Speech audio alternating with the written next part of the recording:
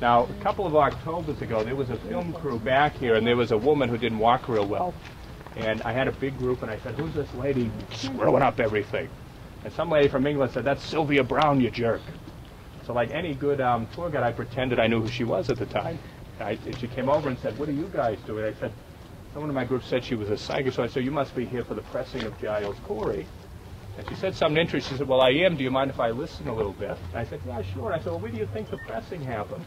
She said, well, I always stand here and my chest feels tight. Now, I'll tell you a really funny tip, because I have been a tour guide for 20 years. I know how to breathe right. Has anyone done a little park service tour when the park ranger keeps choking all the time? And now if you look at the one, see, I want to hug these guys because I know they don't know how to breathe right and they're dying. Their chest is burning. If you only knew the pain. But when I do stand here, just like Sylvia Brown, I too get that funny feeling right here. And I always want to kind of stop and go, and I feel better. So I come over here to tell the story. But I thought interesting because that is how I feel here. I kid you not, I always want to take a deep breath when I'm around here. But we're going to come over here where I'm a little more comfortable to talk. And we'll get a really good view of where she said the pressing happened. As you come back here, this is the old Howard Street Cemetery, and again, always voted one of the top 10 most haunted. Somebody in my group on the website saw that amazing photo a couple from Oregon took, where their fourth picture in the daylight, there's people walking all over the place. Pretty wild thing to see. First three pictures had nothing, but then people all over the place. Very common thing here, it hasn't happened to me, but many of the guides swear by this, is that when they have school groups here in the daytime, some of the kids go, oh my God, look at how gross that is, and they see what looks like a bone sticking out of the ground, a big bone. People even take pictures of it, and then all of a sudden it's kind of gone. But we've seen that a lot in photos. So an amazing place, kind of like a Gettysburg kind of a place with photos. But anyway, this is where the pressing of Giles Corey happened in 1692. Does anyone know what Giles Corey's big problem was, other than they pressed him to death, because that's a big one? Anyone know what his big issue is? He has an awful nickname.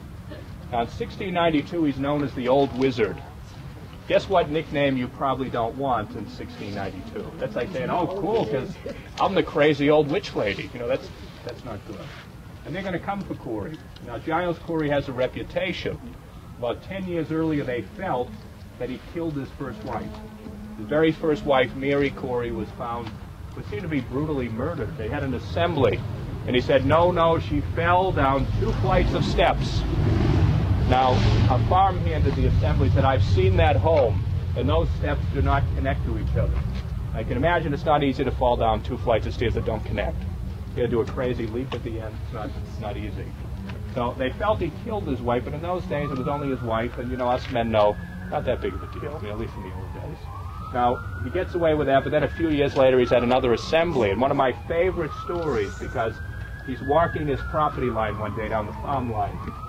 As he's going across, as he said in the courtroom, I saw my friend at about 75 paces, my neighbor, and I wanted to say hi, so I waved my walking stick at him to get his attention. And the other man took him to court, swore that he was burning these branches, and suddenly a flame shot up and hit him in the eye. And he looked over, and there was the old man going like this, and then saying, no, wait a minute, that ain't what it looked like, hey. And then they let him go, but he gets that nickname, the Old Wizard. Now, in 1692, they come for him quickly. When they come for him, we find out he's really not a nice guy. Because when they knock on that door, a deputy reads the warrant. Giles Corey, thou art accused of the craft. And they say he took a back step and he said, no, but my wife. They convinced him to take his wife away in heavy shackles, his second wife. Took her here to the dungeon. The strangler made sure she at least plead innocent. When they had a trial, Giles Corey showed up to testify against her at least twice that we know of. They say the morning at Gallows Hill he was one of the first to arrive, and he had a rope in hand. And he said, please use my rope for the deed, it must be done. About a week after she was put to death, he sent a letter to request his rope back, because he wrote rope is expensive. Now you can imagine that means let's enjoy his 3-day pressing. CBS's coverage, you know. Now, right over here, this is the site of his pressing. Maybe he had it coming, as a lot of people would tell you, maybe he didn't. But when they did finally take him to the dungeon, the problem we had was he would not plead innocent or guilty. He just sat there mumbling and mumbling. And even the strangler was looking bad. He couldn't get him to plead. Now, the deputies say one day he walked into that cell and he looked at the old man praying and he said, old man, this is the day you pray, and if you don't, we'll press it from you. came back at noontime to hear the plea, and again he wouldn't say anything. He kept asking. He said, "Old man, this is the day you plead. Don't make it happen this way. All you have to do is admit and we'll release you. Admit to your sins, sir." When he said nothing, the deputy finally grabbed him by the back of the ear, and he dragged him over to what used to be an open plain before the cemetery. Took him somewhere where Sylvia Brown said, and some of the others have said, and they bound his hands and his feet, pushed him to his back. Sheriff Corwin looked at his deputy and said, "Go to the jail, fetch me the largest oak plank you can find." They came back with a big wooden door, and they put it on his chest. And then on old New England stone walls and 50-pound intervals, they said to put stones on top. At about 400 or 500 pounds, as the deputies wrote, Sheriff Corwin stopped the proceeding. He looked at Giles Corwin and he said, "Old man, admit to your sin, and we'll release you. There's no need to suffer like this." And he said nothing, so they broke for the evening. Day 2, about 220 spectators arrived as church bells started ringing. They got really good seats for day 2 of the pressing. Now they say at about noontime, they had about 800 or 900 pounds on the old man. Towards the end of the day, a man put his hand up finally and said, "Maybe the old man won't plead because his tongue's been hanging out of his mouth for a day and a half. He can't get any fluid on it." So then every hour after, they put a deputy out to push his tongue back in with a stick like this, and still nothing. Now the morning of day 3, at about 800 or 900 pounds, we know at least 400 people showed. We know that because that's how many handwritten accounts are still in the Peabody Essex archives written on goat skin. Now if you read them, and some of us have, many of the old-timers in Salem say they were on display for a long time. So many of them have looked at them. The ones you can make out and read, they're very similar. They say on day 3 at about noontime, close to 1,200 pounds at least, they say Sheriff Corwin dulled the roar of the crowd. Now I always like that. That's important because we always picture a somber atmosphere. We forget there was a man selling salted codfish to the onlookers. Salt cod. Fenway Park, I think we say hot dogs today. And then there was a guy, believe it or not, selling pieces of ropes from previous hangings near the area. That's what we call programs.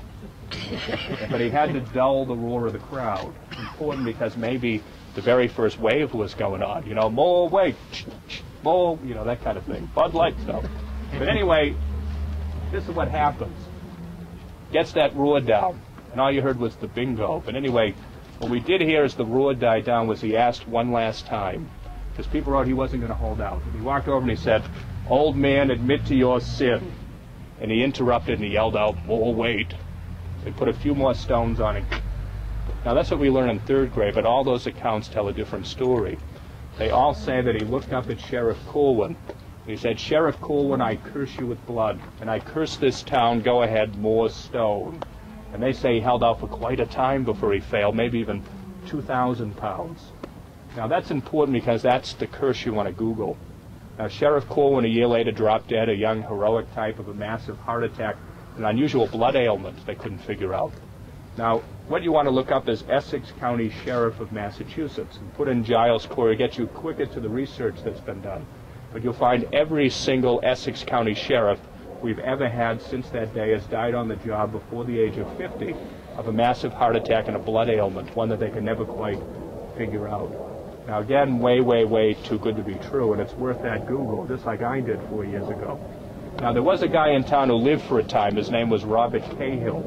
Now you guys have bumped into him in town. He survived for a while of that heart attack, and people told him about this famous story. And it kind of took his life over. He excavated across the street.